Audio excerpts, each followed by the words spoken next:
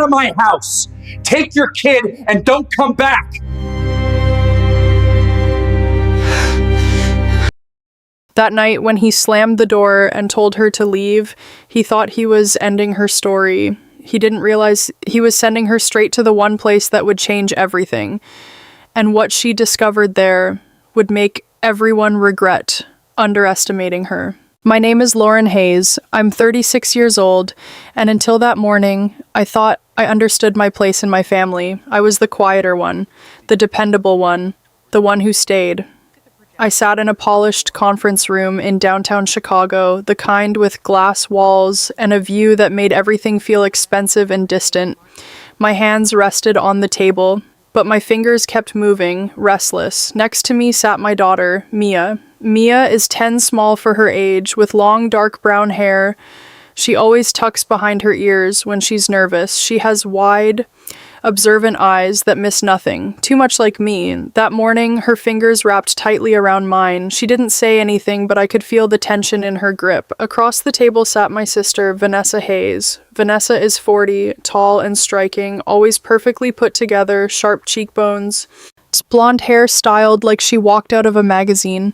She carries herself like someone who has never doubted she deserves everything she has, confident, controlled, and lately colder than I remembered. She gave me a small smile, not warm, not kind, just polite.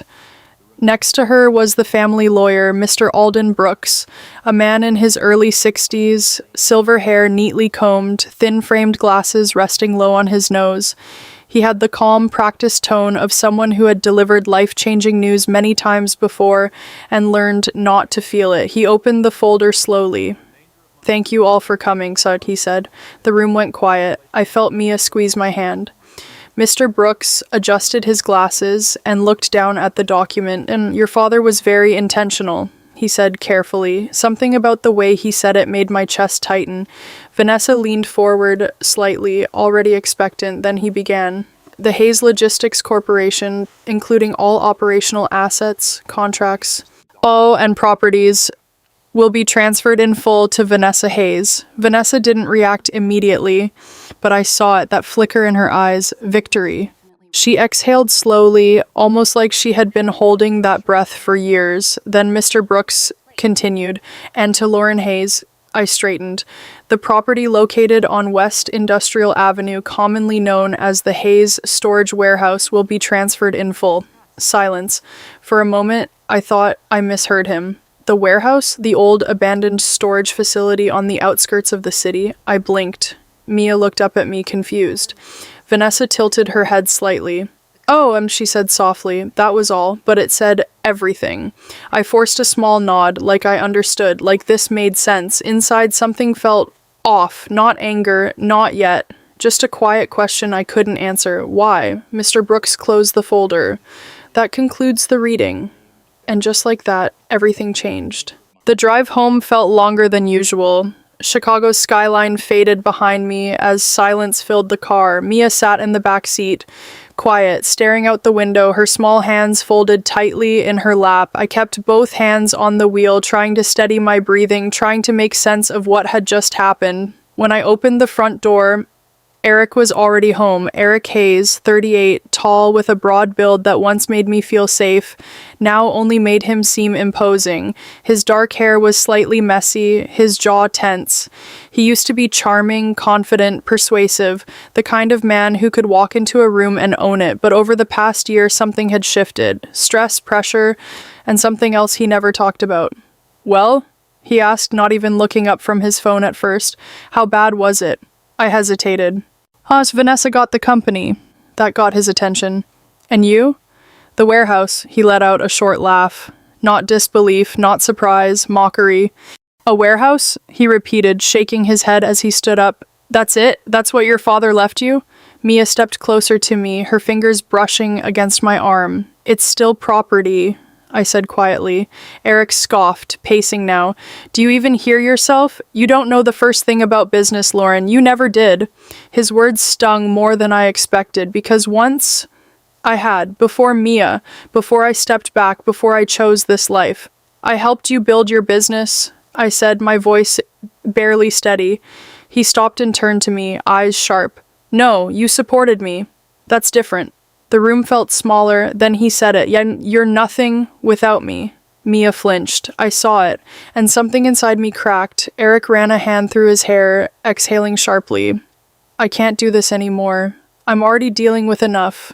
Bad investments, pressure from investors, and now this? He gestured toward me like I was the problem. You in that useless warehouse? Silence. Then colder, quieter. You should go, take Mia, figure it out. I stared at him, waiting, hoping he'd take it back. He didn't, so I nodded, not because I agreed, but because for the first time, I understood. The warehouse was farther than I remembered. The city lights disappeared behind us, replaced by long, empty roads and flickering street lamps. By the time I pulled up to the gate, the sky had already turned dark. The sign above was rusted, barely readable Hayes storage warehouse. It didn't look like something anyone would fight over. It looked like something people forgot. Mia stepped out slowly, her small sneakers crunching against gravel. She looked around, her eyes wide, but she didn't complain. She just stayed close to me, her hand brushing mine again, like she needed to remind herself I was still there. I can do this, Mom, she whispered, even though I hadn't said anything. I forced a smile. I know you can, but I wasn't sure I could. The main door creaked when I pushed it open. Inside the air was cold, so heavy with dust and silence. Rows of empty storage units stretched into darkness, no lights except the weak beam from my phone. For the first time, I felt it. Not anger. Not sadness. Just lost. Miss Hayes, the voice came from behind me. I turned quickly. An older man stepped into the light, Mr. Collins. He looked to be in his late 60s, slightly hunched but sturdy, with weathered skin and gray hair tucked under a worn cap. His clothes were simple, practical, like someone who had spent years working with his hands. His eyes, though, were sharp, observant, the kind of eyes that had seen more than they said. I didn't expect anyone tonight, he added. I'm Lauren, I said, still cautious. This place, it's mine now. He nodded slowly, like he already knew. Your father kept me around, he said, a part-time, just to watch things. Mia peeked from behind me, studying him. Mr. Collins gave her a small, gentle nod, not a smile, but not unfriendly either. It's not much, he continued, glancing around. But it's still standing. I followed his gaze. Cold concrete, empty space, fading walls. This was it. This was everything I had left. And standing there, in the middle of that silence, I realized something I hadn't wanted to admit before. I had no idea what to do next. I didn't sleep much that night. The cold concrete floor, the unfamiliar silence, it all pressed down on me. By morning, I needed something to focus on. Something real. So I started exploring. Mr. Collins handed me an old flashlight, the metal scratched from years of use. There's an office in the back yet, he said. Your father kept it locked, never let anyone in. His tone wasn't curious, it was respectful, like he had learned not to ask questions a long time ago. Mia stayed near the entrance, sitting on a wooden crate, drawing quietly in a small notebook she carried everywhere. Every now and then, she looked up, watching me, making sure I didn't disappear. The deeper I walked into the warehouse, the darker it became. Rows of storage units gave way to a narrow hallway I hadn't noticed before. At the end of it, a door, metal, reinforced. Locked, but the lock was newer than everything else. That didn't make sense. Mr. Collins, I called, did you ever see this opened? He shook his head. Your father was the only one with the key. I ran my fingers along the edge of the frame and felt something loose, a small key, taped just above the door. My heart skipped. Slowly, I inserted it. Click. The door opened with a low, heavy sound.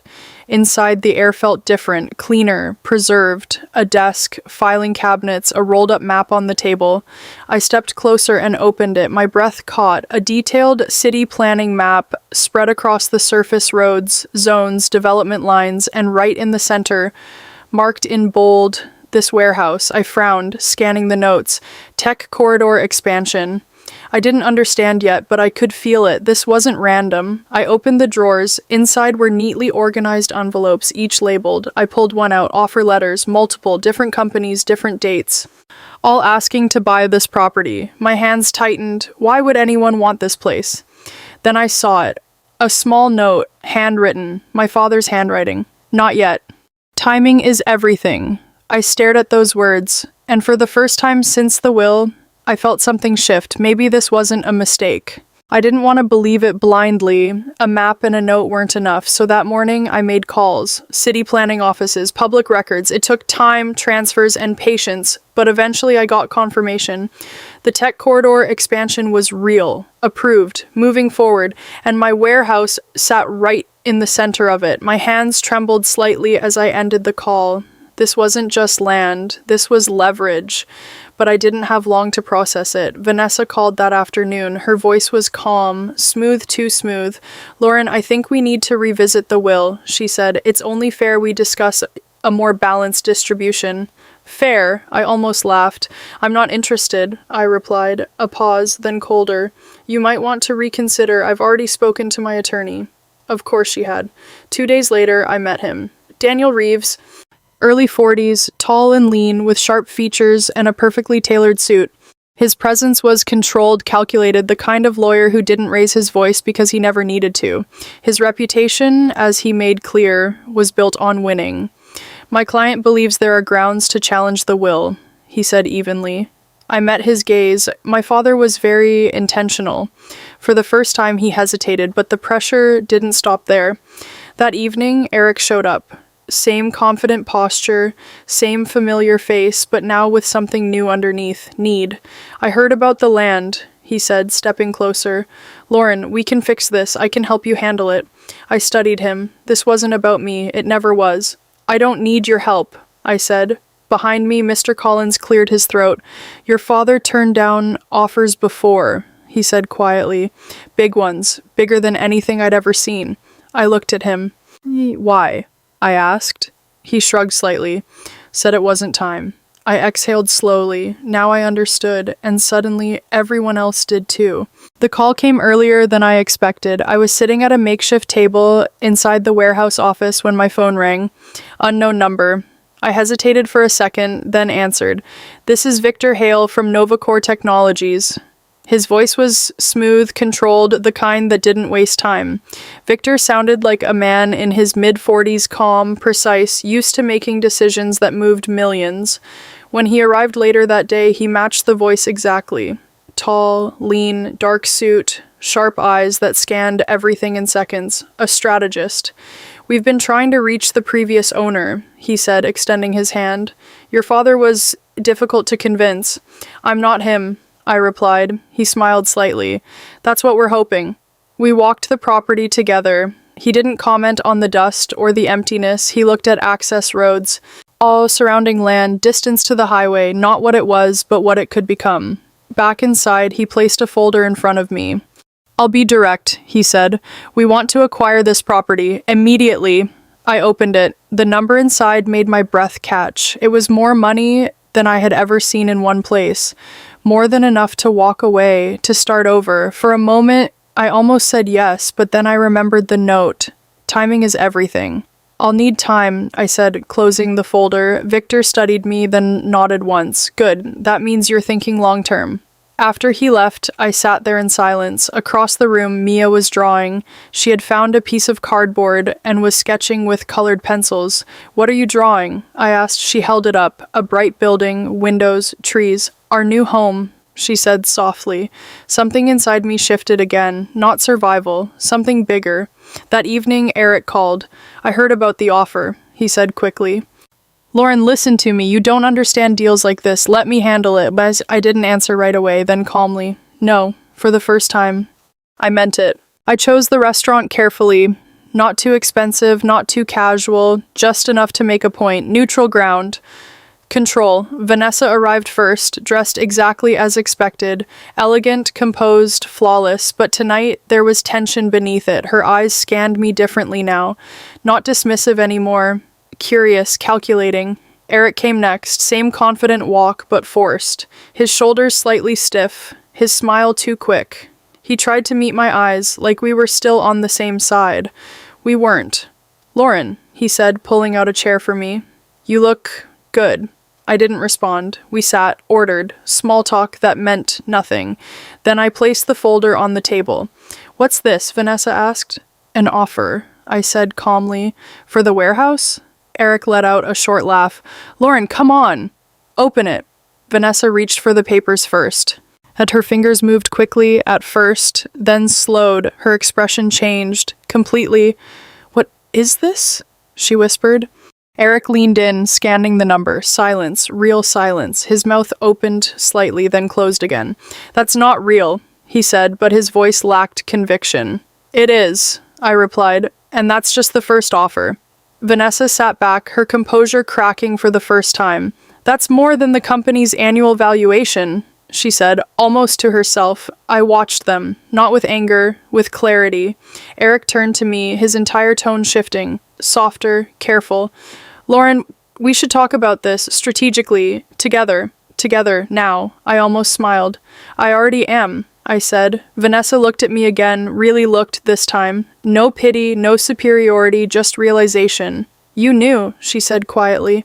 My father did, I answered. I just listened. The waiter approached, hesitating. Is everything all right? I closed the folder gently. Yes, I said. And for the first time in a long time, I meant it. I didn't sell the land. Not all of it. That was the first decision that truly felt like mine. Instead, I negotiated weeks of meetings, contracts, late nights, learning terms I used to avoid. And this time I wasn't sitting quietly, I was leading. In the end, I became a partner in the tech corridor project. Not just someone who owned land, but someone who shaped what it would become. The warehouse changed first. What used to be cold concrete and empty space slowly turned into something alive. Glass walls replaced rusted steel, open workspaces, small studios, light pouring in from skylights. It became a creative hub, startups, designers, engineers, a place people wanted to be. Mia loved it the most. She had her own room now, bright walls, shelves filled with books and drawings. I still remember the first night she stood in the doorway, smiling. This feels like home, she said, and this time it really did. Eric signed the divorce papers without a fight. When I saw him one last time, he looked smaller somehow. Not physically, but in the way he carried himself. The certainty was gone. I didn't see it, he admitted. No, I said gently. You didn't. And that was enough. Vanessa was different too. Not warmer, but quieter, more careful. The sharp edge in her voice softened over time. I underestimated you, she said once. Yes, I replied, you did. But there was no anger left, just distance and growth. That same year, I opened something of my own. A space at the center of the development. I called it Second Start. Part cafe, part community space, a place for people who were rebuilding, just like I had. That's where I met Daniel Carter. He was 39, an engineer on the project, tall, slightly lean, with a calm presence that didn't demand attention but held it anyway. Oh, he listened more than he spoke. And when he did speak, it mattered. There was something steady about him. Grounded. We didn't rush anything we didn't need to. One evening, we stood together, overlooking the city lights. You built something real, he said. I shook my head slightly. No, I replied. I finally chose something real. And for the first time in my life, I wasn't surviving. I was living. If you were in Lauren's position, what would you have done? Would you have taken the first offer and walked away with the money? Or stayed, taken the risk, and built something bigger from the ground up? Do you think Lauren made the right choice by refusing Eric and not sharing anything with Vanessa? Or do you believe she should have forgiven them and rebuilt the family? Be honest, was this strength or pride? I really want to hear your perspective. Drop your thoughts in the comments, and if this story made you feel something, don't forget to like, share, and follow for more powerful stories like this.